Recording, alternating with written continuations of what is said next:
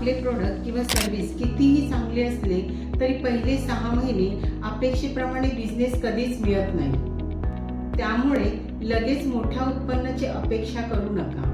नवीन बिझनेसमध्ये पहिली 3 वर्ष ही थोडी अडचणीचीच असतात। त्यानंतर आपल्या कामाच्या कन्सिस्टन्सीमुळे चांगल्या प्रकारे रिझल्ट यायला लागतो। सर्व्हिस आणि रिटेल इंडस्ट्रीमध्ये हा पिरियड थोडा कमी होतो, पण प्रोडक्ट इंडस्ट्रीमध्ये हाच नियम लागू होतो।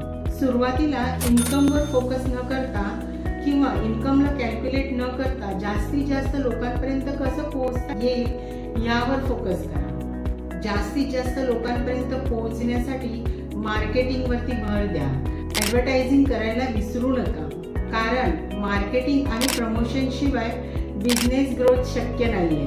तर मित्रांनो, नेहमी लक्षात ठेवा, तुमच्या बिझनेसच्या सुरुवातीलाच तुम्हाला यश मिळेल असं नाही, पण तुमच्या कामाची कन्सिस्टन्सी तुम्हाला हे यश नक्की मिळवून देईल। त्यासाठी गरज आहे मार्केटिंग आणि प्रमोशनची।